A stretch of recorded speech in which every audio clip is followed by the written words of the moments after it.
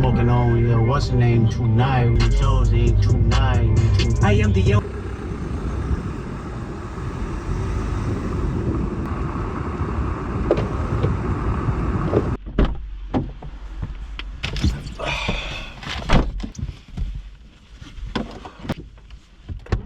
Power on. man with me, man. I am the Omega. You ain't rolling it.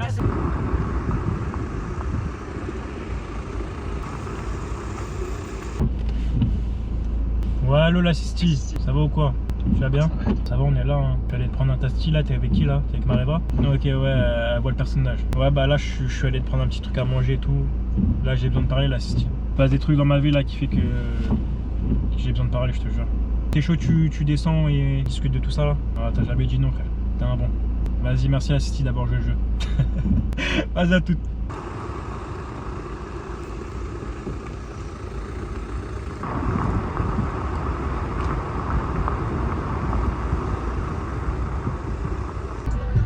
Wesh les gars. Ça va ou quoi? Ça dit quoi? Faut rentrer chez toi là, non? Ouais, je sais pas. Demi-tour droite. Ça dit quoi l'équipe? Ça va ou quoi? Attends, je sors, je vous fais un petit câlin, j'arrive. On l'a fait. Putain, enfin. Ça commence bien. Les gars. Bon les gars, je suis content, je suis venu avec vous. Il fallait que je vous parle ça. T'as creusé avec ma cuillère ou... Non, vas-y. Tu disais. Il fallait que je vous parle ça. T'as mis aigre douce avec? Je sais pas pourquoi. Y'a un supplément là. Je sais pas, vas-y goûte. Vas-y, c'est pas grave. Ça, en ce moment les gars, ça va pas ça. Vas-y, dis-moi tout. Oh, l'amour c'est chaud. Tu veux que je te parle en ça, sister? L'amour c'est chaud là, c'est ce que je te jure. En vrai de vrai, l'amour, ça c'est de la frappe. T'as vu, c'est de la frappe, mais le problème c'est quoi? C'est que en même temps c'est de la frappe, mais c'est genre c'est archi destructeur, frère. Ça peut être très En mode frère, le nombre de fois, et les gars, je pense que la Cécile me comprend là-dessus. Le nombre de fois où l'amour, en fait ça peut soit m'égayer la journée. J'étais gay de joie, carrément je bave. J'étais gay de joie, ouais. Soit et les gars, ça m'a littéralement genre baisé ma journée, genre. Mais genre, ouais, tes journées sont basées sur ça. Hein. Oui, Quand sur un message, ça m'a tout baisé, frère. Mais tu te souviens? Mais est-ce que ça veut dire que tu laisses trop ton mood t'impacter vis-à-vis des autres? Ouais, c'est ça, ouais.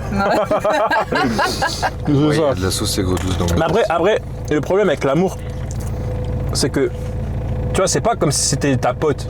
Genre, t'es en kiff sur la personne. Ouais. Donc, en fait, ce que la personne va te dire, ça va t'impacter. Des fous. Parce qu'en fait, en fonction de comment la personne va te voir, ça va t'impacter en mode ou comment elle va réagir. Pour moi, c'est la seule personne qui a le droit de t'aiguiller la journée, en fait, de te faire kiffer la journée. Soit je suis dyslexique ou quoi? Je suis dyslexique. De t'aiguiller, frère. De t'aiguiller la journée. Une fois de te la casser, frère. Te la gimbastone. C'est pour ça quand quelqu'un te dit putain, tu m'as gâché ma séance, tu m'as gâché ma vie. Tu vois? T'es là en mode bah. Parce que toi, Assisti, toi, j'en suis sûr, c'était déjà arrivé en mode. Une meuf, elle t'a niqué ta journée, frère. À cause de ça. Ma vie, hein. Non, mais je sais pas si c'est toi qui m'avais demandé au collège. On en a déjà parlé, je crois que tu m'avais demandé, ouais, si t'as l'amour, en vrai, tu penses quoi et tout. Et je t'avais dit, je crois, mot pour mot. Pour moi, c'est. Et surtout, enfin, moi, j'ai beaucoup misé dessus, tu vois. Ouais. Okay. Pour moi, c'était depuis la découverte la plus belle chose que je pouvais avoir. T'as peur de sang? Je misais. Ouais. Ah ouais, une paire de seins, frère. Je misais tout sur ça et c'est devenu full objectif de la vie, tu vois. Du coup, forcément, comme t'as dit, c'est ça qui jauge comment tu vas passer ta journée. C'est ça. Mais je disais aussi, en fait, ça a le pouvoir d'être la meilleure et la pire des choses en même temps. Je te dis tout le temps que dans la vie, il y a la balance et il y a l'équilibre. Et si on veut faire que l'amour soit le meilleur des trucs, ça a forcément la puissance d'être aussi le pire. Ouais. Et pour moi, c'est vraiment meilleur et pire. Mais donc c'est pour ça que je pousserais jamais quelqu'un à dire faut que tu sois en couple et faut que voilà. Ouais. Ça c'est vrai. Parce que non mais il y a trop de gens qui banalisent ça. Ah ouais. C'est vrai que pas une norme. je trouve que les gens ils ont un peu perdu le fait d'être bien célibataire. Je Tu vois ce que je veux dire ou pas? Non mais genre c'est un truc de dingue. Parce que j'ai l'impression que tu vois, il y a des gens que je connais, je les ai jamais connus célibataires. Tu m'as jamais connu célibataire, je crois. Mais toi, je t'ai jamais connu célibataire, je crois. Aussi, je t'ai connu peut-être 2-3 mois, mais jamais dans ta période célibataire, tu vois. Célibataire, c'est vrai. le truc qui me rend fou, c'est que j'ai l'impression que c'est devenu une norme en mode de se mettre tout de suite en couple avec quelqu'un. Sans attendre, sans travailler sur soi. C'est la société. Tu vois, travaille sur toi-même, mon gars. Pousse à la Ça, consommation. booster, et après, tu les boostes avec une femme. Ça, c'est vrai. Parce que quand tu vois, j'avais vu un TikTok en mode, il y avait un mec qui disait, quand un mec il est en pétard sur une meuf, tu n'entends plus parler de ses objectifs. C'est vrai. Tu n'entends que parler de la meuf. Tu n'entends que parler de la meuf. Moi, je connais un bouc, mon gars, c'est un insiste avec sa meuf. En mode, sa meuf, elle lui paye des restos. Sa meuf, elle est en pétard sur lui. Il fait tout avec sa meuf. Ok. Tu vois ce que je veux dire? Ah, vrai? Et après, et même, je trouve, désolé de dire ça, hein, mais ça, c'est moins attirant un mec qui est dépendant de sa meuf qu'un mec qui a vraiment travaillé sur soi. Et qu'après, il trouve vraiment sa meuf. Et même, on m'a dit quoi? Ça, je sais pas si c'est vrai. Voilà, ma plus longue relation, ça a été 1 an et demi. Avec mon premier amour, tu vois. Mais, on m'avait dit quoi? On m'avait dit que les relations les plus longues, c'est quand tu as travaillé énormément sur toi. Ouais. Et qu'après, tu vas avec la meuf. Moi, mon point de vue sur Un grand mythe, quoi. le fait quand tu te mets rapidement vite ou non en couple, je pense que ça dépend aussi à quel point les gens peuvent être intenses ou non. Il y a des gens, leur fonctionnement, c'est de consommer vite. Ouais. C'est de brûler la chandelle par les deux bouts, tu Ouais. vois. C'est de vouloir la chose rapide, tout de suite et maintenant. Et Ouais. la société aussi. Non, ouais, je vois ce que tu veux avoir dire. cette consommation-là. Alors que le vrai amour, c'est celui où tu prends ton temps. Mais en fait, t'es amoureux, mais tu fais... Je sais pas comment dire ça, t'es pas dans l'amour passion. Ouais. T'es dans l'amour sain, l'amour responsable, l'amour conscient. Et celui-là, il est pas rapide, il se brûle pas, il prend son temps, tu vois. Ouais, je vois ce que tu veux dire. Il y a des gens qui se mettent en couple parce que, comme tu as dit, c'est devenu la norme, frère. norme. Tu vois. Et c'est pour ça que moi, je suis content parce que, t'as vu, j'ai pas eu la chance de peut-être pouvoir sortir avec plein de meufs. Mais tu vois, il y en a pour qui ils vont prendre ça comme une défaite, Ouais. tu vois. Ils vont prendre ça comme une défaite. Ou d'autres, comme moi, moi j'essaie de prendre cette manière-là. Je vois ça comme une bénédiction. Parce que en fait, je me dis, peut-être que c'est fait exprès, peut-être qu'il faut que je bosse sur mes objectifs, peut-être qu'il faut que je fasse ce que j'aime, tu vois. Voilà. Et c'est ça qui va me booster. Exactement. Et après, là, et peut-être que. Et lui, il me disait, je crois que je suis le seul, tu m'as déjà dit, la City, que si je trouve pas, je trouverais dans mon milieu. Ou je trouverais encore plus tard, ou encore plus tard. Tu vas attirer ce que tu es, mais parce que tu seras aligné envers qui tu es. C'est ça. Et tu vois, et. Ça me fait le truc parce que j'ai entendu plein de gens dire, bah ouais, tu vois, genre non, t'as pas de meuf, miskin, tu fais pitié. Mais non. Tu vois. Non. T'as jamais entendu ça? Non. Tu me fais une blague là? Ah, moi, je suis une femme. Hein. Toi, tu dis ça, mais Non, bah ouais, c'est vrai. J'ai entendu des gens en mode, Mais ah tu ouais, te le dis dans ta t'es sorti tête avec combien de meufs? Tu vois, il y a deux types de personnes. Les personnes qui vont dire, ah ouais, t'as pas eu beaucoup de meufs, nan, tout ça. Et d'autres, ils vont dire, ah, toi, t'as eu une meuf, ça va, t'es un mec carré, tout ça. Ouais, voilà. Tu vois. Donc, Après, c'est en fonction c'est avec qui deux tu types, prennes hein. ou pas, tu vois. mais c'est des gourmis. Tu penses quoi du ressenti des personnes qui te disent que lorsque justement t'es pas en couple, ils sont là en mode ah ouais, t'es pas en couple. C'est des chiens, frère. Je pense que C'est des chiens, frère. C'est des chiens. Parce que les gens qui disent ça, c'est des gens, ils sont tout seuls, ils savent plus utiliser leurs mains, frère. Ouais. C'est Et des ils bouffons, projettent frère. sur C'est des toi, gormiti, leur ma peur et gueule. tout. Parce que du moment où tu dis ça, c'est que t'es jamais resté assez longtemps tout seul pour travailler sur toi-même, pour pas dire des merdes comme ça. On va dire, ouais, je te jure. Tu vois. Et puis il y a des gens, ils sont très bien tout Parce seuls, que tu vois. parce qu'il y en a, ils sont très bien tout seuls. En fait, du moment où tu arrives à être bien tout seul, C'est ça. c'est le meilleur moment où tu peux être en couple. Et l'amour, c'est un bonus. Tu vois. Je Oui, peux en voilà. parler Pour moi, clairement. c'est L'amour, c'est un bonus. on est d'accord. Il y en a, c'est un goal, c'est aussi, ils se l'avouent pas forcément, mais c'est un goal d'image aussi. L'image Ouais, que moi, je suis en mode, je suis en l'image couple que et t'as tout. si t'as qu'une meuf, en mode t'es bien, t'es posé, t'as ton truc, tu vis ta vie et tout, c'est vu comme étant mieux Ouais. que si tu l'étais pas. Je te jure, c'est vrai. En Non, tout cas, ouais. vis-à-vis de ceux qui sont en couple. ou non. Ouais, c'est vrai que d'un point de vue extérieur, t'es vu comme boosté. C'est vrai que quand t'es en couple, t'es vu comme boosté. Ouais, bah, genre, quand je suis en couple, toutes les meufs, elles sont sur moi. Parce qu'il est Il plus y a facile beaucoup pour de- une meuf de voler un mec qui est uniquement en couple, t'es que en rivalité avec cette meuf là, que quand il est pas en couple, t'es en rivalité avec toutes les meufs. Ouais, tu penses? Ouais. J'ai rien compris. C'est pas grave.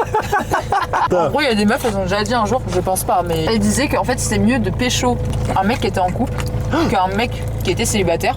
Parce qu'un mec en couple, et ben en fait t'as juste à challenger avec sa copine, tu vois. Ok. Mais un mec qui est pas en couple, tu vas challenger avec toutes les meufs. Après, je pense qu'il y en a, ça les attire sans qu'ils fassent exprès aussi. Ouais, je pense qu'il y a des meufs, elles aiment juste les mecs en couple, frère. Ah, mais il y a des meufs, voilà, on va pas en parler, hein. C'est les deux, hein. C'est pas que les Oui, femmes. oui, oui, C'est les c'est deux. vrai hein. que C'est Comme, unisexe, hein. je trouve que c'est une très bonne manière de connaître quelqu'un en couple, de se servir de ça pour le connaître vraiment. Parce qu'en gros, la manière et les raisons pour lesquelles il veut être en couple ou comment il se comporte en étant en couple, ça va vraiment t'aider toi, admettons si t'es le pote de la personne, à pouvoir la discerner. La discerner, ouais, ça la c'est comprendre. vrai, ça c'est vrai. Et tout ce qu'elle fera en couple, tu peux être sûr qu'elle fera. C'est vrai, il a avec raison. toi. On reprend l'image de ceux qui le font pour l'image ou machin. Il y a forcément un truc bancal à côté, tu vois. Soit un manque de confiance et un truc à prouver, et souvent c'est des. Bah, comme c'est genre les gars que t'as dit, l'assistant, qui disent ah, toi t'es pas en couple, bah vas-y, Ouais. C'est ça, va les dans gens ta qui veulent forêt. prouver. Bah ouais, Interprétation. d'une certaine manière, il a raison. Je pense qu'il a raison parce que, comme j'en parlais, je crois qu'on en a déjà parlé, quand tu vois une personne, un pote à toi qui est en couple par exemple, et que tu vois que la personne en mode elle trompe sa go. Non, ça c'est Non, dur. Ça arrive tellement en plus. Mais, Non, mais oui. mais même toi, En tu fait- dis que c'est dur parce que tu dis, putain, je traîne avec un mec, il trompe sa meuf. C'est-à-dire que même en termes de fidélité, d'amour, il n'est pas capable. Donc, ce qui est vraiment la chose qui est censée être la plus pure sur Terre, frère. Donc, qu'est-ce qu'il peut me faire comme dinguerie? Mais il y a aussi le fait que quand vous êtes amis, t'es pas censé juger ton ami. T'es censé l'accepter dans ses choix. Parce que les gens sont justement pas parfaits. Moi je. Et donc, t'en arrives à un point où tu te dis, bah écoute, mon ami, ok, il a peut-être fait des choses pas très saines dans sa vie, mais ton ami, tu choisis pour le côté mal et bien. Ouais, C'est j'ai comme choisi l'amour. le côté mal et bien. Tu prends quelqu'un, mais il est imparfait, forcément. d'accord. Ouais, oui, je je suis d'accord avec toi. Mais est-ce que tu pourrais traiter. Oui, mais après, on prend avec mon côté. Mais si là, tu sais que ton pote, il trompe sa meuf. Ok, là, je te dis un truc. Est-ce que tu le remettrais à sa place ou tu dirais non, vas-y, saoule? Alors, bien, je vais faire le nuancer. Une nuance. Bien sûr que je vais lui dire que ce qu'il fait, c'est pas bien. Ok. Bien sûr que je vais le confronter plutôt à lui-même parce qu'en réalité, le fait qu'il veuille tromper, ça veut dire qu'il est en train de tromper une part de lui-même. Mais bien sûr que je vais lui dire, écoute mon ref, par contre, si c'est ce que t'as besoin, t'as à faire. C'est pas moi qui vais décider pour toi. Ouais. Je te conseille, après tu fais ce que tu veux. Je suis d'accord, mais je réagirais pas pareil que toi. La part de qualité de défaut, ça. quoi qu'il arrive. Par contre, moi c'est avec ça que je choisis les gens, c'est avec leurs défauts. Et si c'est des défauts que j'accepte pas moi-même, pour le coup j'ai entre guillemets j'ai des valeurs. Si ça rentre pas dedans, en sachant que j'en ai pas beaucoup, franchement je suis plutôt chill. Si c'est un truc que je découvre, admettons, longtemps après avoir, enfin ça fait longtemps que je la connais la personne et tout, ça change rien du tout. Donc la tromperie pour toi, c'est ciao. Pour moi, c'est Ah ouais, tous ces trucs de valeur là, et comme tu l'as dit, mais c'est parce qu'on en a déjà parlé, ça a coincé de ce côté-là, en sachant que c'est un truc ultra important pour moi. Genre, s'il a trompé sa meuf et tout, pour moi, c'est ciao. Ça sera pareil ou pire avec moi, mais ça arrivera. Donc, Je sais pas, moi je me dis que, ok, une personne peut tromper son partenaire et tout, mais derrière, genre, je sais pas, imaginons que je vais sortir avec cette personne où j'ai appris qu'elle avait déjà trompé avant, bah, je vois pas non plus ça comme un red flag ou une problématique. Parce que je me dis, mais la personne, elle a son vécu, elle a ses erreurs. Après, ça veut pas dire forcément qu'elle va les reproduire avec toi. Tu vois, ça dépend de la dynamique de la relation. Ok.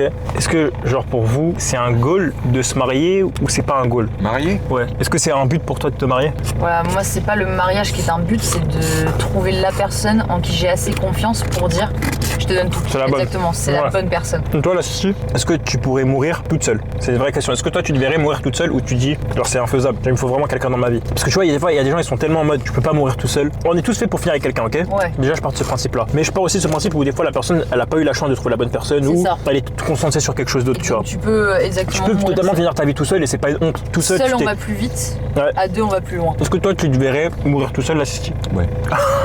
Et Jamais. sans- Comme je te dis, à chaque fois, faut y être pour vraiment savoir ce genre de décisions importantes. Mhm. Même il y a un monde où c'est mieux. Parce que tu sais que le problème dans la mort, c'est en fait ce que tu laisses à ceux qui restent. Moi je le vois comme ça, mais toi c'est la libération, t'as plus aucun souci. En fait, il y a rien de négatif pour moi dans la mort, il y a rien de mauvais.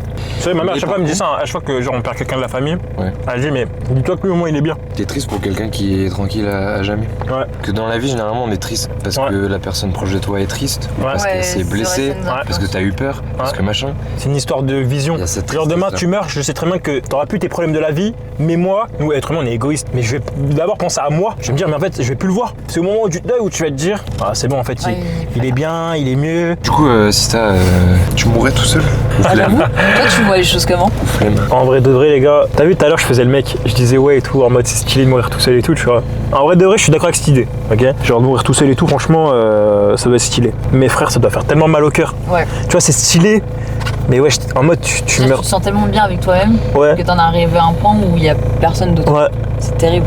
Tu vois, et même des fois il y a des gens qui sont comme ça et t'as aussi ce côté où bah en fait t'es pas si bien que ça tout seul. Ouais. tu vois. En mode t'es triste, mais tu meurs quand même tout seul. Ouais. Ça fait trop mal, tu vois. Après, c'était du bon côté de la pièce. Mais ce que je veux dire, c'est que j'ai plus le goal de me marier que d'avoir des enfants déjà, ok. J'avoue que ne pas me marier, j'aurais un peu le seum. Ouais, je comprends. Tu vois. En fait, pour moi, t'as des goals dans la vie et me marier, c'est un de mes goals. Tu vois, genre vraiment, j'aimerais bien me marier, inviter la Sisti, t'inviter toi, inviter Rebelle. Enfin, vous voyez ce que je veux dire. Parce que comme j'ai pas vécu dans un truc où mes parents ont été mariés ou quoi, ça fait que j'ai toujours un peu idolâtré le mariage, tu vois. Okay. C'est que aussi j'ai eu des petits frères, donc en fait, je ressens pas cet amour d'avoir des enfants. Donc j'ai déjà eu des petits refs, après peut-être que j'aurai l'envie quand t'es avec une personne que t'aimes, mais dans tous les cas, tu vois, il y a des gens qui vont peut-être faire des enfants avant de se marier. Bah moi, je veux me marier, frère, avant d'avoir des gosses. Tu vois. Non, vraiment, je comprends. Tu vois. Et si je pouvais me marier, j'ai pas vraiment d'âge. T'as pas de limite d'âge? Oui, j'ai pas de limite d'âge, ça arrivera quand ça arrivera. Et je sais qu'en ce moment là, si ça arriverait maintenant, je veux pas me marier, frère. Okay. Parce que j'ai des objectifs et c'est pas que de l'amour, c'est du financement parlant, tu vois. J'ai pas l'étal et même si j'avais l'étal, je voudrais pas. Mais moi là, tu me dis tout de suite, je te marie. Je dirais plutôt un minimum pour me marier, je dirais 26-27. En vue de l'engagement symbolique que ça a le mariage, à partir de quoi tu te dis que tu peux te marier avec la personne? Quand je me sens stable émotionnellement, moi, vis-à-vis de la personne. Vraiment, je sens la stabilité, je sens la sécurité affective, je sens tout. La Sisti, c'est une très très bonne question parce que j'arriverais pas à te répondre ça. Je pense qu'avant, je n'arrivais pas la même chose, mais je pense qu'on sait tous ici que ça peut partir plus vite qu'on pense. Ouais. Des fois, ce qui est plus dur, c'est que t'es pas tout seul. Tu contrôles rien. Et le fait de rien contrôler, c'est ce qui me fait le plus peur. C'est ça qui me ferait que est-ce que je me lance dans le mariage? Ok, j'idolâtre le truc, mais je sais que derrière, même si j'idolâtre le truc, je suis pas assez con pour aller me marier avec n'importe qui. Oui, voilà. Mais je suis un peu dans ce truc de me dire, frère, je peux me marier, mais la meuf, à tout moment, elle peut aller se faire péter les fesses de l'autre côté, ou elle peut me dire, putain, du jour au lendemain, je l'aime plus, ou de se casser, frère. Mais je pense qu'il y a la petite question d'image encore aussi. Parce qu'en soi, à partir du moment que t'es marié, pour moi, tu donnes pas plus que tu donnais avant. Ouais. Déjà, c'est la raison du mariage. Ouais. À partir du moment où tu t'es marié, t'as montré à tout le monde, t'as dit, hey, regardez, je l'ai fait, c'est ma femme. Ouais, je l'ai fait. Donc là, à partir de là, s'il se passe un truc, tu sais que tout le monde va être encore plus engagé dans ta vie à toi. Ouais. Non, c'est réel. Tu vois, t'as une espèce de responsabilité. Et je suis totalement d'accord avec toi de A à Z, hein, vraiment, de A à Z. Qu'est-ce qui me donne envie de me marier? Pour moi, il faut que ça soit genre logique. Si je me pose la question, c'est que c'est pas la bonne. Voilà. Mais ouais, ce que je veux dire, toi, l'amitié homme-femme, tu le vois dans quel contexte, toi, l'amitié homme-femme? Qu'est-ce que t'en penses de l'amitié homme-femme? Sérieux. En fait, dans l'amitié homme-femme, ce que je trouve difficile, et c'est une nuance, hein, c'est vraiment difficile à avoir. Oui, au départ, ça peut partir sur une attirance qui est mutuelle, mais l'attirance, elle n'est pas. Attends. Excuse-moi, je te coupe. Deux petites secondes, c'est juste un oui et un non. Du coup, toi, tu crois en l'amitié homme-femme? Oui. Tu crois en l'amitié homme-femme? Oui. Et j'y crois aussi. Vas-y, continue. Ah, mais heureusement que t'y crois. Bah, peut-être. Tu vois, l'attirance, c'est normal. Et même, généralement, t'es attiré aussi par ce en quoi tu te reconnais. Là où quelqu'un peut penser que c'est ton frère ou c'est amical, il n'y a rien de sexuel. Un autre peut penser que c'est sexuel, que c'est pas du tout amical et que c'est dans le but de... Ouais, je vois carrément, ouais. Deux personnes qui peuvent être amies, c'est deux personnes qui ont conscience de ça et qui, malgré ça, avec la maturité, se disent, bah voilà, c'est mon bro en fait. Le mec ne m'attire pas parce que c'est tellement mon frère et mon bro que il n'y a aucune attirance. Je vois ce que tu veux dire. Pour moi, c'est pour ça que je dans ma tête, c'est comme ça. Ça sera jamais autrement, tu vois. C'est comme ça. Est-ce que tu penses du coup que c'est parce que la rencontre s'est construite en amitié et du coup après le changement n'est pas possible, ou c'est juste un... Pour moi, tout changement peut être possible parce que tout est changement, tout est c'est ce que tu construis avec la personne réellement qui va être impactant sur la relation que tu vas avoir après. Ouais. Si t'es parti ambigu avec la personne, bah c'est clair que ce sera toujours bizarre et ambigu avec la personne. C'est pas que moi j'y crois, c'est que forcément t'es attiré par pour moi t'es attiré parce que t'es une femme, je suis un homme, tu vois, un truc comme ça. Je peux te trouver beau et c'est pour ça que pour moi l'amitié homme et femme elle existe, parce que t'en as beaucoup qui disent ok, je la trouve belle mais c'est pas pour ça que je veux la gérer. Voilà. Pour moi déjà il faut avoir ce déclic de la personne. Ouais. Il faut qu'il y ait un truc plus que la beauté pour pouvoir sortir avec la personne. Il y en a plein qui disent ouais mais l'amitié homme-femme ça n'existe pas. Mais ça veut dire que t'as envie de gérer toutes les meufs qu'il y a sur terre. Mais t'es le premier à dire que c'est pas parce qu'elle est belle que je veux la gérer. T'arrives à un stade d'après d'amitié où tu penses même pas si la personne elle est belle ou elle est moche. Oui, tu traînes avec toi comme si t'étais juste mon boug. Voilà. Après les gens qui ils voulaient gérer une go, ils ont commencé à faire l'amitié et après la meuf elle la friendzone. Miskin, mais tu t'es mis dans la friendzone tout seul. Et après moi je suis content parce que j'ai pu expérimenter les deux. Tu vois, j'ai des potes meufs, j'ai des potes gars, donc je sais très bien que moi en tout cas l'amitié homme-femme j'y crois. Comme le sait la Sisti, je me rapproche difficilement des gens. Tant qu'il n'y a pas un feeling naturel est sûr avec la personne qui est en face de moi, ça devient même pas un pote, tu vois. Je peux parler tout chill, mais ouais. Ça m'amène à avoir déjà pas beaucoup de gens autour de moi, mais des gens sûrs. En termes de vocabulaire, je place le mot ami au-dessus de pote. Et moi, je dirais déjà, j'ai pote, il y a un moment, pour plein de raisons différentes, que j'ai next cette catégorie-là. Il n'y a plus de catégorie pote, et il y a quasiment plus que amis, tu vois. Après, avec les cours, j'ai quelques potes, du coup, mais sinon, dans mon entourage, j'ai des amis. Et ça m'amène, du coup, j'y viens. Je finis rapidement par développer de l'amour. Enfin, pour moi, c'est important et ça arrive pas n'importe comment, mais l'amour arrive rapidement et du coup, c'est là que c'est intéressant de parler de l'amour en amitié. En amitié, ok. Parce que c'est une certaine forme d'amour. Si je suis pote, et du coup, c'est le cas maintenant beaucoup, mais je suis pote avec des meufs et que je commence à développer cet amour-là, c'est sincère et important. À partir de ce moment-là, il faut que je donne tout à cette personne-là dans le but qu'elle soit bien heureuse, que je fasse attention, que je l'aide quand il faut et tout machin. Et pour moi aussi, j'ai un truc où l'amitié est plus fiable que l'amour. Ça, c'est vrai. Est-ce que des fois c'est plus fiable parce que tu donnes plus ta confiance en l'amitié qu'à l'amour? Dans le sens où les risques sont moins... Ouais. Oui, ils sont moins importants. Ils sont moins importants. Donc en fait, d'une certaine manière, tu vas plus donner ta confiance à l'amitié qu'à l'amour. Un exemple tout con, notre pote, je l'aurais perdu en amour, ça aurait été 1000 fois plus douloureux que si je l'avais perdu en amitié. Même ça a été super douloureux parce que c'était ma bête de pote. Ouais. Et voilà. Ah oui. Mais ouais, voilà. Mais moi, c'est pour ça que... Vas-y, dis. Je sais pas, mais en vrai, je sais pas, c'est bizarre à dire, mais pour moi, ça me ferait beaucoup plus mal de perdre un ami. Et je sais que ça, je vais paraître bizarre, tu vois, mais de perdre un ami que de perdre une relation de couple. Pourquoi? Une relation de couple, c'est bizarre à dire, mais moi, je m'y attends que des fois, ça peut terminer, finir. Alors qu'une relation amicale, t'as moins de penser à te dire pourquoi ton ami te trahirait, tu vois. Ouais. Et genre, je trouve que ça fait encore plus mal quand ça se termine avec un ami que quand ça se termine avec de l'amour, parce que justement, avec cette sphère amicale, tu te sentais beaucoup plus sûr qu'avec cette sphère ouais, je vois ce que tu veux dire. Il y a des gens, mon gars, je sais très bien que je les perds, ça sera aussi dur qu'une relation amoureuse. Ouais. Mais ce que je veux dire, c'est que comme je passe plus ma confiance envers des amis, je pars même pas du principe qu'ils vont me trahir. Alors que là, comme il l'a dit tout à l'heure, il a dit comme l'amour, c'est plus dangereux, mon gars. Je pars tout de suite du principe que je vais finir beaucoup plus blessé si je perds l'amour que je perds l'amitié, parce que dans ma tête, c'est même pas concevable de me faire trahir en amitié. Ok. Tu vois, alors que l'amour, je suis un peu en mode, bah ouais, peut-être. Donc je suis déjà en mode dans ma tête me dire, ouais, je serais plus blessé par ça que par l'amitié, tu vois. Pour moi, la différence, c'est que les amis, vous avez bien vu déjà au fur et à mesure que la vie avance, t'en as plein de nouveaux qui arrivent et tout. Ouais, tu peux rencontrer quelqu'un du jour au lendemain. Les amis que t'as de base, ça va, ça vient. Ouais. Et ça, c'est du début à la fin de ta vie. Ça, c'est vrai. L'amour, tu peux miser, ça dépend des gens, mais tu peux miser sur 2-3. Comparé au nombre d'amis que t'as dans toute ta vie, ça n'a rien à voir. Et comme t'as pu dire au début, généralement, après ça dépend de chacun, mais en tout cas nous on sait qu'on est comme ça. Si t'es avec quelqu'un, t'aimes tellement que tes journées sont basées sur ça. Ouais. Tu peux pas me dire que c'est pareil avec tes potes. D'une, parce que t'en as plusieurs. C'est pas pareil avec chacun, mais en tout cas... C'est vrai que tu peux faire le yo-yo, demain il y en a un qui te déçoit, tu peux aller voir l'autre et même lui en parler. Tu peux dire ouais bah tel m'a déçu, tu vois. Genre je pense que désolé Sébastien, je pense que même le fait d'être pote avec toi, ça m'a grave relevé sur le fait que ça m'a archi blessé ce qui s'est passé avec, tu vois ce que je veux dire, pas dire de blaze, mais voilà, tu vois, je pense que je serais tombé encore plus bas si t'étais pas là. Non mais sache-le, je pense que... Non, je le pense sincèrement aussi. C'est là que pour moi ça renforce une amitié aussi. C'est ce que tu as traversé avec la personne. Ce que j'ai traversé avec toi, Anto, à ce moment-là. Crois-moi, je pense que je l'aurais encore, comme tu l'as dit, plus mal vécu si j'avais pas eu quelqu'un qui avait ressenti la même chose exactement comme moi sur ce moment-là. Ouais. Bah je disais que la différence c'est que du coup tous ces amis-là, vu que c'est en nombre, déjà tu vois, tu dis les amis et tu dis ma femme. Et tu peux pas voir un pote parce qu'il est occupé machin. Tu fais quoi? Tu vas en voir un autre. Ouais. Tu peux pas voir ta meuf, bah t'es dans le gouma. C'est ça. T'es dans le gouma. Et même après tu peux faire des feats, frère, entre des potes et tout, tu vois. Ouais. Donc tu sais, les amis, tu sais qu'ils sont là, ils ont des points communs, il y a des trucs, des kiffs, des machins. Mais moi déjà je pars du principe dès le début qu'ils peuvent faire des dingueries et tout ça, parce qu'ils vivent leur propre vie et on a nos différences et nos chemins sont pas faits pour rester parallèles du début à la fin. Et ça peut être toxique de le vouloir. Au contraire qu'une meuf ou un gars, du coup, quand tu commences à être bien avec, ça commence à être un objectif de pouvoir durer dans le temps avec. C'est un truc que je trouve vraiment...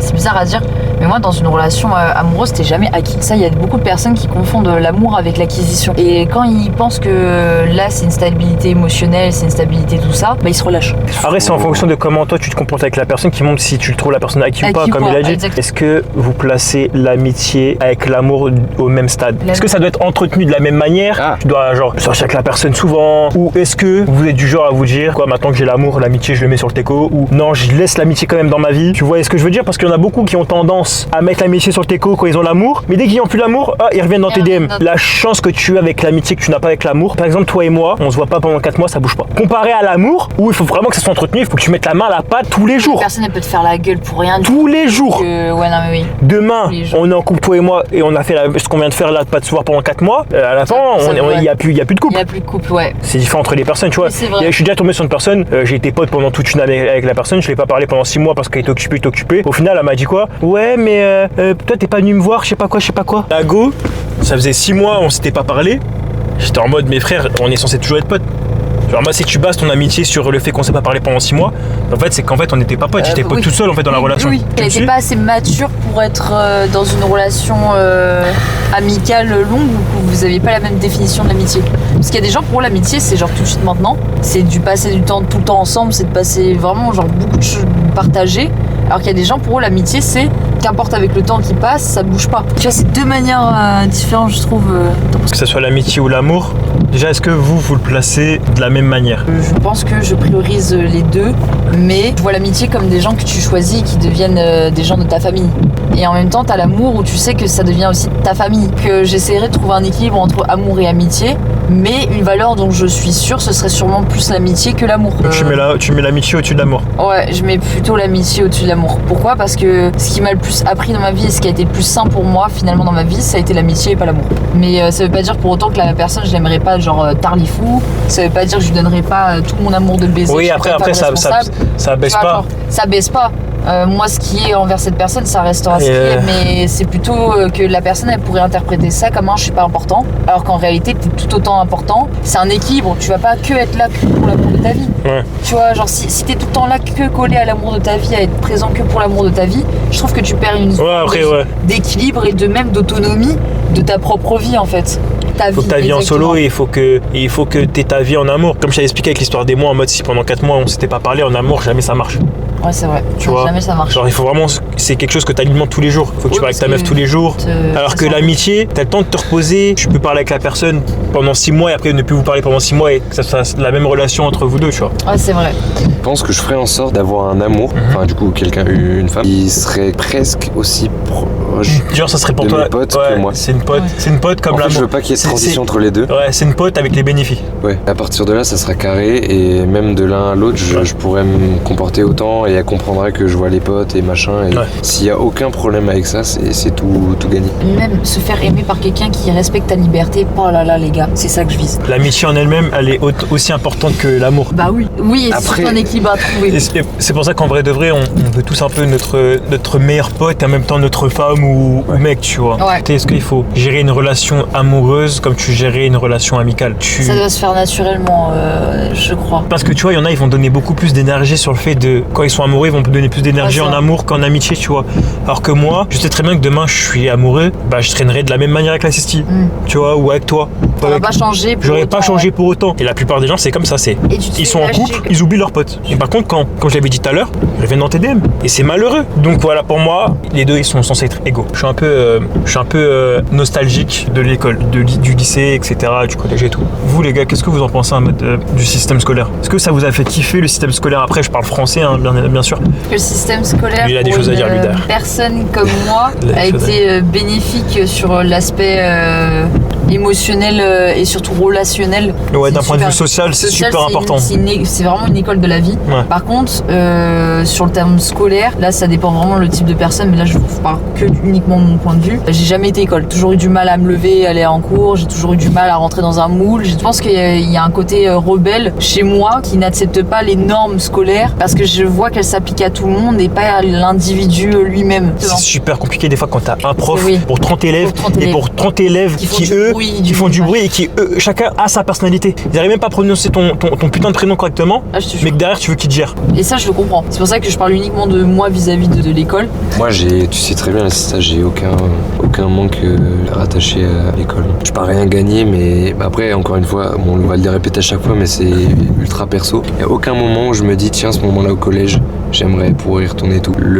Déjà, dis-toi, en primaire, j'avais des moments, j'allais on était en récréation et tout, on était dans la cour, j'allais au grillage, je regardais le grillage, et je disais putain pourquoi je suis enfermé. Ouais. Et tu vois, ça c'était mon enfance. J'aime pas me sentir obligé de devoir faire un truc, du coup j'ai toujours eu un peu de mal à suivre les cours ou machin. Ouais. En plus de ça, j'étais lent à écrire et tout, et bon au début, et après pour suivre au collège et au lycée, j'étais toujours un peu en arrière. Donc à l'école, aucune attache. Et dans le pire des cas, que ça m'ait autant renfermé sur moi toutes ces années, j'ai au moins gagné à avoir travaillé sur moi justement. Exactement. Non, donc, c'est beau, c'est beau. Je sais pas si c'était clair, mais... Ça a été très clair, mais bah moi honnêtement les gars, j'ai ni kiffé ni pas kiffé. L'école en elle-même, j'étais pas en pétard quand j'avais des devoirs, mais je pense que ce qui m'a vraiment fait kiffer le lycée, qui fait que je suis nostalgique, ou même le collège, etc., c'est vraiment ce côté social, comme t'as dit. J'aime bien être entouré de gens, j'aime bien discuter avec les gens, j'aime bien qu'on rigole ensemble et tout, tu vois. Ce serait malhonnête de dire que l'école ne m'a pas apporté ça à moi, tu vois, t'es content. Les moments où ça disait venez on va se taper un McDo, j'ai kiffé le système et tout. Après, en termes de tout ce qui était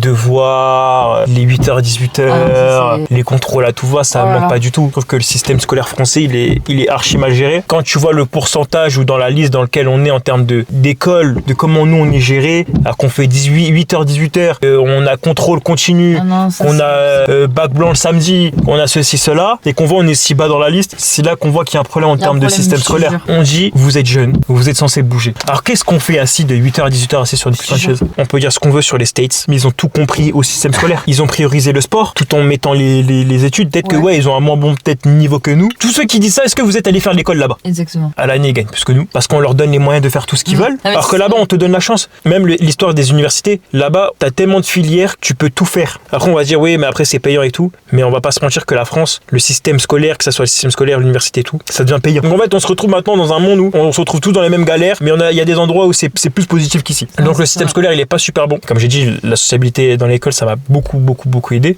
Mais peut-être un Sisti, ça lui a peut-être brisé son enfance. Ouais, je te jure, c'est vrai. Non, ça me dégue un peu le système scolaire. Des fois, je suis un peu en mode genre, j'aimerais bien savoir ce que ça fait d'être là-bas, genre, ou d'être dans un truc, même le système scolaire d'Allemagne, du coup, ce que tu disais, je sais pas, c'est comment là-bas. Quand j'ai fait le voyage là-bas, là, genre déjà, la correspondance, c'est une correspondance. On était avec techniquement, d'un point de vue scolaire, le niveau en dessous de nous. D'un point de vue genre boulot, ils étaient au-dessus de nous. Après, quand tu voyais les cours là-bas, je sais plus exactement, je vais pas dire de dinguerie, donc je mets des pincettes sur ce que je dis, mais c'est à quelques détails près. La plupart du temps, genre, cours le matin, ils ont juste pas cours l'après-midi, en fait. Et si c'est l'après-midi, bah, c'est pas le matin. Tu vois, d'un point de vue planning, ils ont 2 fois moins de cours. Et ils sont, après, je veux pas dire, c'est pas tous, et voilà, il y a des cas forcément parmi d'autres, mais ils sont pour la plupart 2 fois plus smart que nous. Et j'ai pu faire l'expérience en allant là-bas. Et quand tu vois qu'ici, ça bute, et qu'est-ce qu'ils font? Ils rajoutent des horaires. Ils disaient, ah non, mais là, si les jeunes font de l'AD ou alors ils suivent pas les cours, faut qu'on rajoute des heures de ça et ça. Le nombre de lois qui sont passées, il y a des heures qui sont grimpées. Ouais, je te jure, c'est vrai. Et on faisait des journées où des fois, je crois, on avait genre, il y en a, ils avaient 3 jours de suite où ils terminaient à 18h. Ouais. Non, gars. Alors, c'était tellement long, frère. Tu dois être là, savoir pas quoi faire. Ouais. Et après, moi, l'un des plus gros débats, du coup, aussi, c'était la question des devoirs, mais depuis toujours. On te fait passer l'intégralité de ta journée en cours. Donc déjà, c'est quasi équivalent à un boulot. Alors que t'es en train de grandir, c'est le moment où t'es censé être le plus émerveillé, découvrir la vie et tout. T'es bloqué sur une chaise avec des murs blancs. Tu rentres chez toi et comme tu disais, faut que tu continues. Tu te réveilles archi tôt, faut pas dire, hein, c'est archi tôt qu'on se réveille. On y va avec notre sac de 18 kilos là sur le dos. Et les devoirs, j'ai jamais compris, c'est pas normal. C'est surhumain quand même de demander à quelqu'un pendant 8 heures d'être concentré sur chacun des cours. Et surtout qu'on est en pleine croix. Oui, c'est un peu. Bah, je te jure, parce que même dans le monde du travail, déjà en lui-même, t'es jamais concentré 8 heures sur 8 heures. Parce qu'en fait, des fois, je fais un truc et je suis concentré pendant 3-4 heures. Donc, je vais bien bosser sur mes projets pendant 3-4 heures. Je vais me dire, ouais, mais putain, en fait, je vais pas bosser tant que ça. En fait, quand tu te rends compte que dans le boulot en lui-même, sur 8 heures, t'es vraiment en train de bosser 3h30 sur 8 heures et que le reste du temps, tu parles avec tes collègues, tu fais des trucs, tu bouges. En fait, au final, tu te rends compte que sur 8 heures, tu t'es focus 3h30. Mais à l'école, dans le système scolaire de maintenant, on te demande d'être focus 8 heures. Après le lycée, comment ça s'est passé pour vous? Parce que moi, en fait, comme moi, j'ai pas fait d'études. Vous voyez ce que je veux dire? Des fois, on me traite un peu genre, on prend un peu de haut. Ah ouais? Non, mais c'est réel. Non, mais c'est réel? Je te jure, c'est réel. Genre, toi, t'as jamais fait d'études, tout ça, genre, vous deux, vous avez fait des études. Je t'avais dit, j'étais pas scolaire, tu vois, genre, je détestais le lycée, je détestais le collège. Ce que ta vie après le lycée, comment ça s'est passé? Bah, c'était tout l'inverse. Quand t'aimes ce que tu fais après le lycée, t'es focus. Mais la période de l'école, j'ai jamais été autant concentré de ma vie. Quand je dis concentré, c'est là où j'ai dépassé mes capacités, les 48 heures sans dormir, tu te rends compte que quand tu aimes ce que tu fais, quand j'aimais vraiment ce que je faisais, bah, j'étais capable de déployer toute l'énergie pour ça, quoi. Ouais. Aller tous les jours, être constant, pas prendre de pause, travailler pendant les pauses. Parce que t'aimais ce que tu faisais. Parce que t'aimais ce que tu fais. Au final, tu travailles. Donc t'es content d'avoir fait des études après le lycée, du bien coup. sûr que je suis contente de les avoir faites, mais En vrai, j'aimerais vraiment savoir est-ce que vous êtes content, est-ce que vous regrettez, parce que comme j'ai pas fait d'études après le lycée et que j'ai commencé directement à travailler, moi je suis quelqu'un, pour faire quelque chose, il faut que je sache pourquoi je le fais. Ouais. Je voulais pas me retrouver dans des trucs en mode je vais en amphi et tout, je me pose ou je fais les cours à distance, mais je suis en mode je vais où, pourquoi je le fais. Moi j'ai toujours eu cette idée de vouloir faire YouTube. Après moi on me parlait de sécurité, de diplôme, etc., tu vois, ce qui me fait archi peur parce que ils ont totalement raison d'une certaine manière, tu vois. Il y en a plein, ils avaient des projets comme moi, ils ont dit diplôme d'abord pour la sécurité. Ouais. Mais après moi j'étais vraiment dans ce truc, en plus de vouloir faire ça, de me dire non, il faut que je sache pourquoi je le fais. Donc au début j'étais dans ce truc en mode je travaille 1 an, puis après ça m'a plu 2 ans, puis après je me suis dit peut-être que c'est l'année pour commencer les études, mais c'est même pas en mode je gagne ma vie, je suis content. C'est une question de non, j'en ai pas envie. Oui, je comprends. J'ai pas envie de faire d'études, et encore je me dis il y a pas d'âge pour se marier, il y a pas d'âge pour prendre les études. J'ai pas un regret, mais ouais, si j'avais pu finalement, j'avais su le choix que j'aurais fait aujourd'hui, mais je pense que dès 18 ans je serais allée travailler, enfin tu connais, on travaillait déjà au Black, mais dès 18 ans je serais déjà partie travailler, je pense. Parce que toi t'as arrêté les études après. Exactement. Pourquoi t'avais arrêté les études? Parce qu'en gros, après les 5 ans d'études en tout, et parce que je me suis tapé les arts digitales, puis les 3-4 ans à New Edge, et ce qui m'a fatiguée, c'est le fait de me rendre compte que déjà il y avait l'IA. Ça, faut en parler concrètement, c'est un autre sujet. L'IA, dans mon métier à moi, ça a pris tout. Je sais pas pourquoi, Anto, je te jure, il y a des voix qui me parlaient, qui me disaient continue pas dans ce chemin-là. Ou alors il y a quelque chose qui me faisait me sentir que c'était pas mon chemin. Et est-ce que tu regrettes d'avoir fait des études Mais ça, non. après le lycée, genre même sans on enlève ça, parce que je sais que toi t'as bossé pour après aller faire tes études pour payer de ta poche. Non, je suis d'avoir fait contente. des études après le lycée. Parce que ce que je voulais surtout, c'était développer des compétences. Le diplôme, pour moi, c'est qu'un bout de papier. Ce qui compte réellement, c'est la compétence que t'as acquis, c'est ce que t'as appris, et c'est un savoir que je vais pas perdre. C'est pas parce que je l'applique pas dans mon quotidien que c'est un savoir que je vais perdre. C'est comme le vélo, tu vois, je me remets dessus, je sais. Ouais. Est-ce que t'es content d'avoir fait directement des études après le lycée, ou t'aurais fait un peu un truc comme moi, parce que je regrette rien, les gars. Je suis content et je me dis que si je l'ai fait, même si on me dit dans 10 ans putain j'aurais dû le faire, mais je vais pas regretter parce que j'ai reçu tellement plus. Moi c'était chance sur chance, hein. Je suis tombé sur le bon truc un peu par chance. Il y en a qui visitent 10 000 écoles, moi j'ai fait j'ai fait tout droit, et du coup je fais ce que je fais aujourd'hui. Après ça a été compliqué première année, deuxième, troisième, parce que dur, hein. tu connais un peu le planning. Et ouais, non, je vois, non mais tu sais que les rythmes des écoles comme ça, t'as tellement de compétences à apprendre, gros, que en 5 ans, je trouve que c'est même pas assez pour apprendre tout ce qu'on doit apprendre. Ah ça ou alors au contraire on te fait du forcing comme on nous faisait du forcing au lycée à apprendre 4-5 chapitres dans le même trimestre, tu vois. Mais il faut ce qu'il faut, et toi tu me connais, moi ce genre de truc un peu dur, un peu cru, ça rend le truc un peu plus vrai pour moi. J'ai plus l'impression de mériter, même si c'est pas très bien tout le temps. Donc vous avez aucun regret sur le fait d'avoir fait des études après le lycée, du coup? Aucun regret? Non, et les seuls regrets, c'est peut-être que le prix et tout, que ça revient aux parents, alors que c'est mon truc à moi, tu vois, ça fait un peu chier au fond. Études, certains passent avec un prêt à 35 000 balles sur le dos, tu vois, ça aussi c'est terrifiant. Ah ouais, mais il y en a beaucoup, et heureusement je suis pas vraiment dans ce cas-là, mais ils font les études que je fais, et le premier truc qu'ils se disent, c'est une fois que j'ai terminé les études, faut que je continue de les payer pendant une dizaine d'années. Donc forcément il y a toujours du négatif partout et du positif, hein. Après moi le non-regret, c'est vraiment la partie où je sais que c'est le seul truc où j'ai pas de doute dedans, je sais que je vais faire. Ok, ça me rassure de me dire tout ça. C'est-à-dire que vous avez kiffé, vous avez tous les deux un point de vue différent sur le parcours après le lycée. Mais en termes de vie, est-ce que vous vous sentez mieux après le lycée? Est-ce que ça vous manque? Que vous avez fait des voyages qui vous ont marqué après le lycée? C'est la vie après le lycée, genre comment vous l'avez vécu? Comment tu l'as perçu? Est-ce que t'as kiffé? Je me suis jamais sentie plus heureuse que maintenant. Et c'est bizarre, après j'ai pas eu la meilleure des vies, hein, vous savez vous-même, mais je me suis jamais sentie plus heureuse que maintenant. D'être aussi libre après études, après post-boulot, enfin bref, de se sentir aujourd'hui aussi parce que t'as ton indépendance, parce que tu es libre avec toi-même, que t'as personne qui te dit rien. Avoir sa propre paix personnelle, avoir son propre concon, son propre confort, sa propre paix, moi c'est ce qui me rend heureuse. C'est qu'après le lycée, t'es beaucoup plus indépendant. C'est ça. Tu peux partir regarder la plupart plupart du temps, les gens après le lycée, moi, en premier lieu, après le lycée, si j'avais fait des études, je serais parti dans le sud. Je serais parti dans le sud, même si j'aurais pris un petit studio à la con, j'aurais été l'homme le plus heureux du monde. Mais je me dis, t'es bien, tu fais tes petites soirées avec tes potes, tu vas à l'université, t'as un truc où t'es calme, t'es tranquille, tu vois. C'est cette liberté peut-être que t'as après qui te permet de. Après, il y en a qui du coup ont fait des voyages après le lycée. Je crois que ça dépend des parents que t'as. Parce qu'il y a des gens, par exemple, ils ont des parents qui sont tellement stricts que ce qu'ils ont connu, ça a toujours été école, collège, chez eux. Période après lycée, c'est là où je voulais en venir. C'est là où ils découvrent un peu aussi le moment où ils peuvent vivre vraiment. Ah ouais. Je sais pas si tu vois ce que je veux dire. C'est là tu vis vraiment. C'est vrai qu'il y en a, ils vivent avec des parents stricts, du coup, après le lycée, ils se sentent pétards. Du coup, toi, on est d'accord, toi, déjà de base, après le lycée, t'as fait des voyages qui t'ont marqué. La Guadeloupe. Je me rappelle quand t'étais allé à je te jure, la Guadeloupe, c'était incroyable. J'ai fait la Martinique. La vibe, surtout pour la nature, moi, c'était ça qui m'a le plus touché personnellement. Et l'énergie. Je saurais pas vous dire, mais l'énergie que j'ai ressentie là-bas, c'était juste incroyable. C'est carrément, c'en est à un point où je me suis dit, j'ai envie d'habiter là-bas. Et vous, c'était le voyage à LA. Ça m'a permis comme j'avais dit dans le vlog, ça m'a permis d'en découvrir beaucoup plus sur moi-même, tu vois. Ça a permis à plein de choses, tu vois. Ça m'a ouvert les yeux sur ce que je voulais vraiment, me lancer sur YouTube, tu vois. C'est pour ça, les gars, je suis venu vous chercher avec un petit asti et tout. On s'est posé ici entre potes et qu'on parle de plein de sujets différents. Ouais, YouTube ça a changé. Mais après c'est les formats vidéo tout ça qui changent, mais en soi ça garde toujours la même base. Moi c'est le truc que je kiffe avec YouTube. C'est quoi, c'est le fait que ça évolue en constant, genre? Non, en fait c'est le travail que ça offre. C'est le travail le plus créatif, je pense, qui existe aujourd'hui. C'est là et surtout j'ai limite envie de dire le plus humain. C'est peut-être l'un des plus critiqués encore, mais faut pas oublier que l'objectif à la base de notre vie, c'est la vie.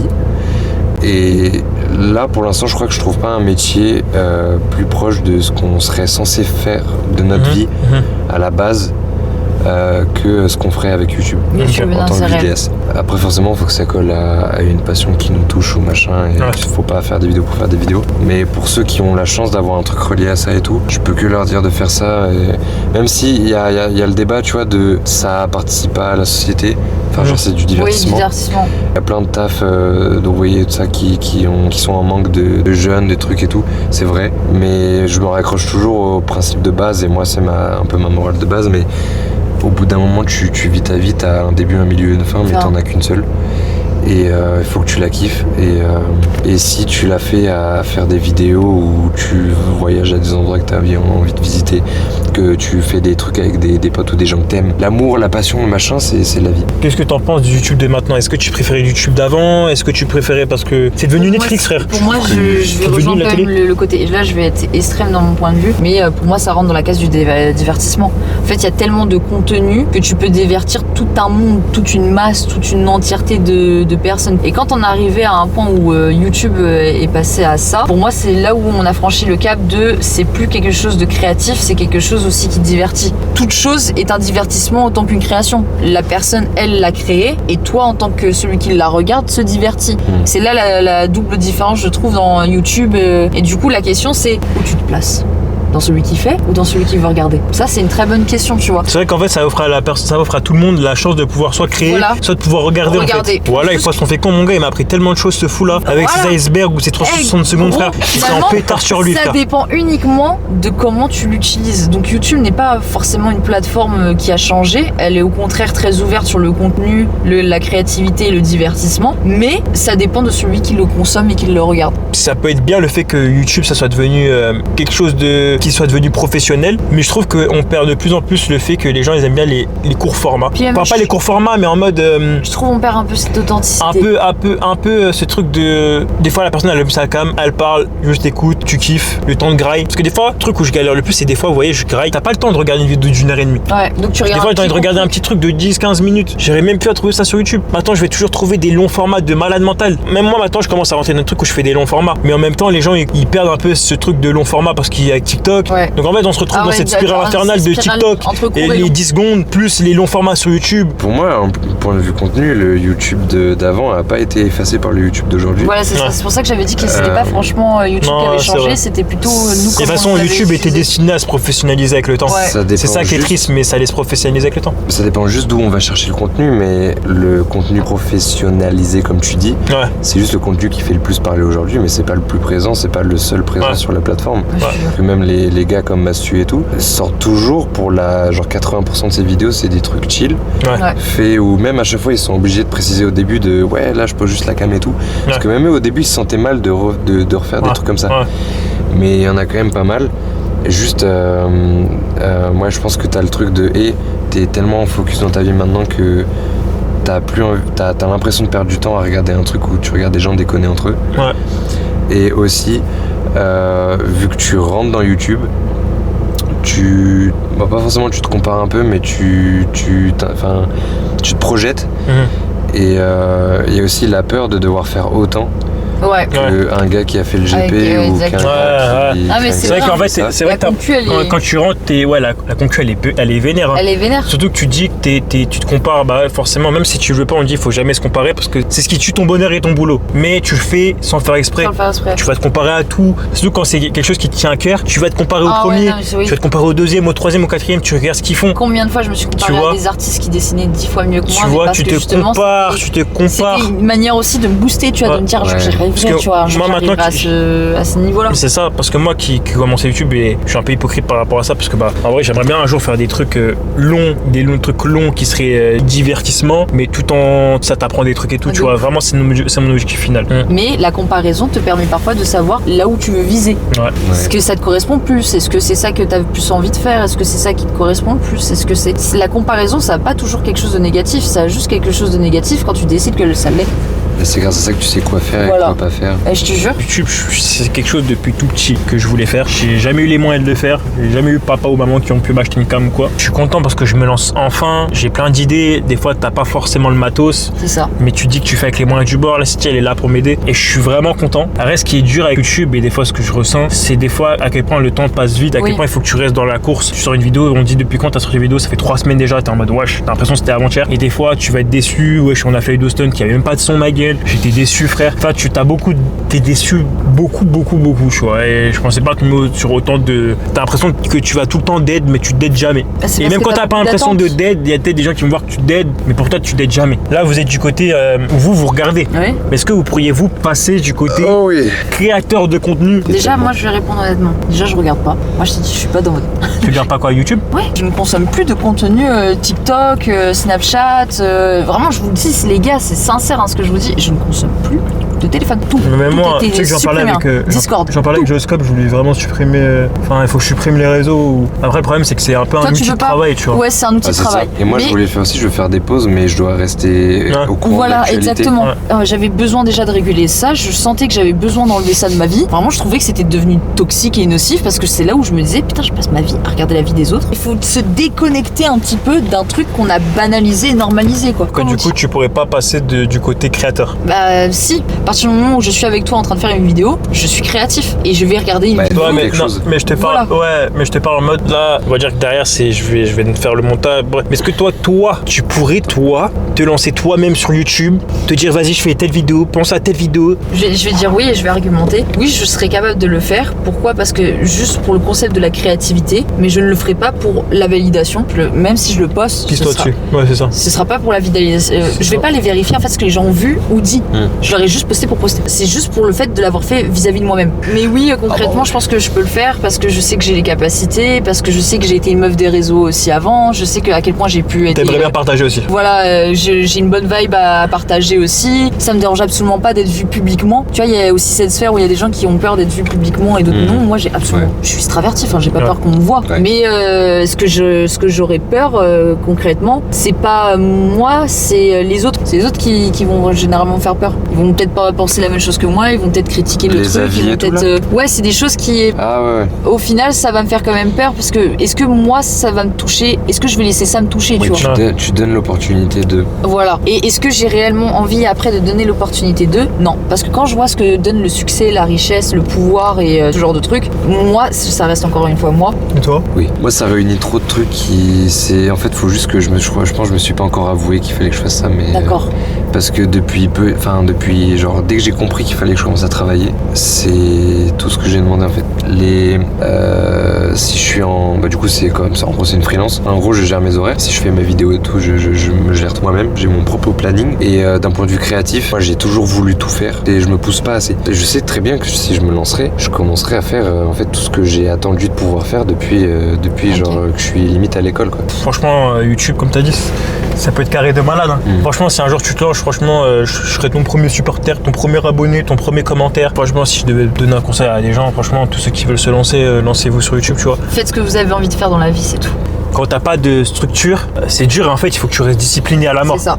Et comme il faut que tu restes discipliné à la mort,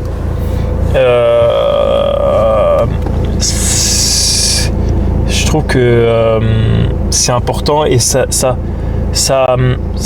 a été très important pour moi d'avoir aussi ça, de pas avoir de structure, parce que ça m'a beaucoup aidé par rapport au dépassement de soi, tu vois, parce que je crois on en a déjà parlé de tout ce qui était discipline, etc. Quand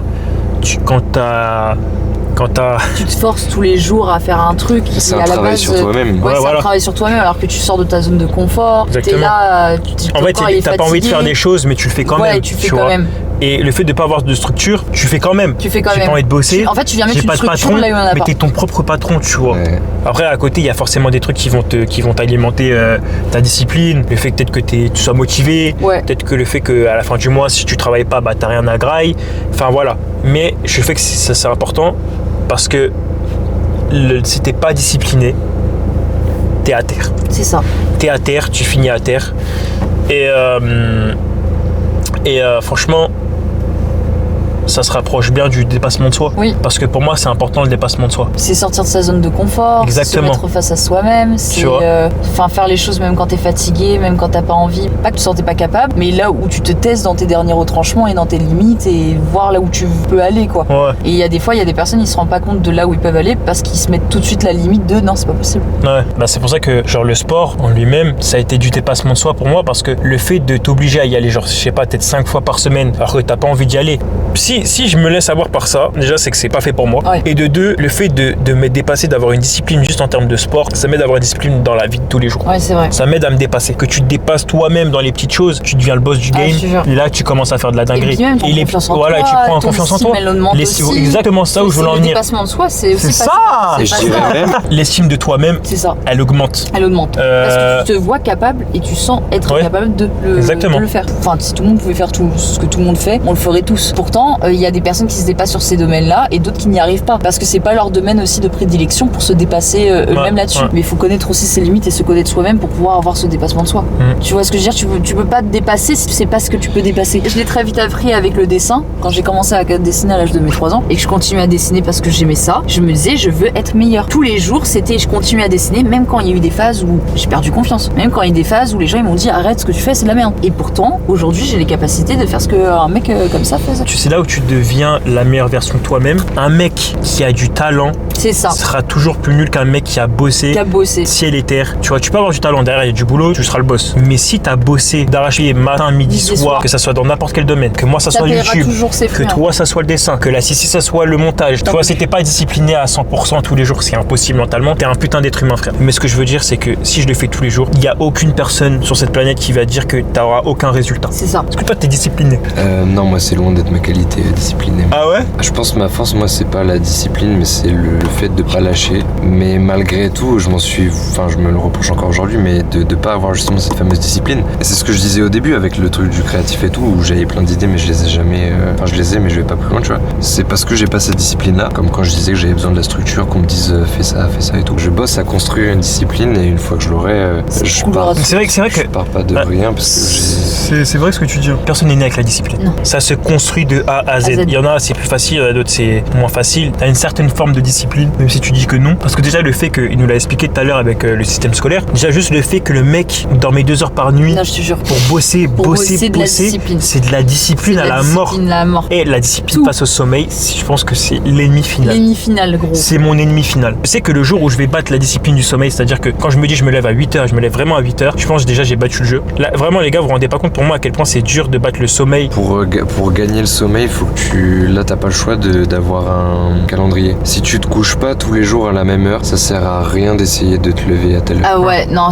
vraiment là je suis encore plus d'accord avec Audrey. C'est vraiment un délire, tu sais pourquoi? Parce qu'il a raison. Là où il faut une structure. Tu peux pas avoir une discipline si t'as pas de structure. Et je pense sincèrement, pour battre un sommeil, mais ça, pour pouvoir en fait calibrer tes réveils, tes machins, il va falloir que t'aies une structure, une routine, une capacité à pouvoir ordonner. Ouais. C'est comme ça. Faut se faire violence, mais faut pas non plus se flageoler de pas avoir fait les choses comme on aurait voulu le faire. Parce que sinon tu rentres dans un extrême de contrôler. Or faut pas contrôler, faut pas non plus lâcher prise, faut être dans l'équilibre entre lâcher prise et le contrôler. C'est pour ça je pense que le dépassement de soi, c'est pas genre tu gravis l'Everest, tu vois. C'est tu montes un escalier petit à petit. Chaque marche est un succès. Nature à la base. C'est un succès.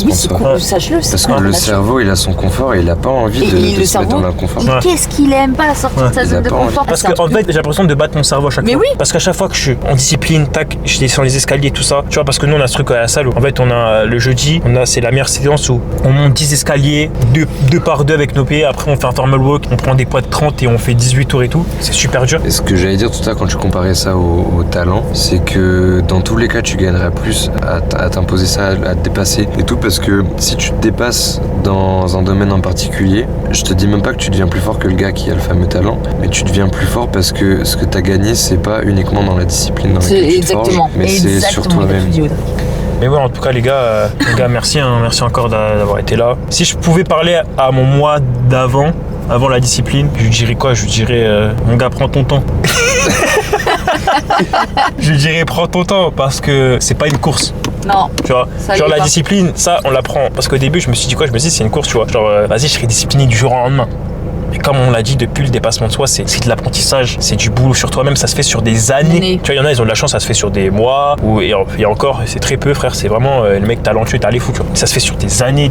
Et même il y a des moments où, même ça fait 10 ans, des fois, t'as des retombées, t'as des chutes. Exactement, je suis d'accord. Donc si je pouvais me parler à moi-même, je me dirais prends ton temps, tu montes les escaliers petit à petit et tu vas y arriver. C'est t'entendre dire ça parce que il y a pas si longtemps tu disais pas ça.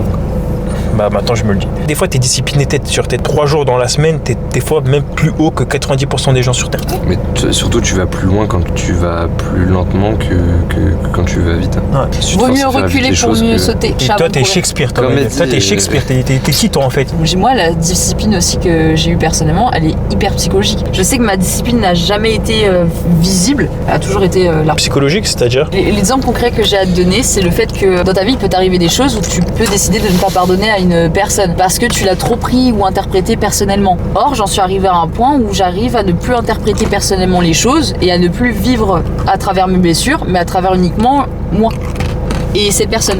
La relation en fait, le fonctionnement. C'est plus c'est ta faute ou c'est ma faute, c'est le fonctionnement de 2 personnes. Est-ce que maintenant ça me correspond ou non? J'ai plus envie de me cacher, j'ai plus envie de cacher ma vulnérabilité, j'ai plus envie de cacher ma peur. Un dépassement c'est ça, personnel. C'est le fait d'avoir été plus loin psychologiquement que le bout de mon nez. C'est d'avoir essayé de comprendre, d'avoir essayé de comprendre qui est la personne en face de moi, comment est son fonctionnement, comment elle pense, comment elle réagit, pourquoi elle réagit comme ça, mais sans être dans l'interprétation, mais surtout dans la réalité. À bosser dessus.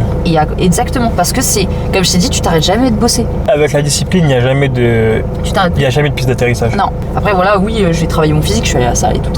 C'est bien, il continue d'ailleurs. Voilà. Oui, j'ai repris la cigarette et normalement je suis censée l'arrêter. Tu vois, je me flageole pas pour ça non plus. C'est ce que je t'avais dit, c'est une discipline qui viendra avec le temps, qui viendra avec le fait de continuer à bosser dessus, à creuser. Et voilà. Merci encore les gars d'être venus. Vraiment, je vous aime. Aime-moi. Je vous aime.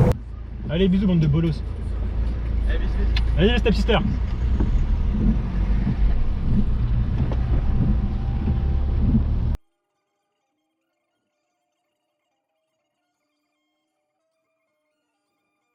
The future of the bounce, so much money, so my bitch take real skills. Show my bitch what she chose, I put on stroll, now she fly to places I thought I'd never go. Private on the lyric, it's just like we. My bro could like you to let me hear you repeat it. Oh, you fancy, huh? Oh, you fancy, huh? Oh, you fancy, huh? Oh, you fancy, huh?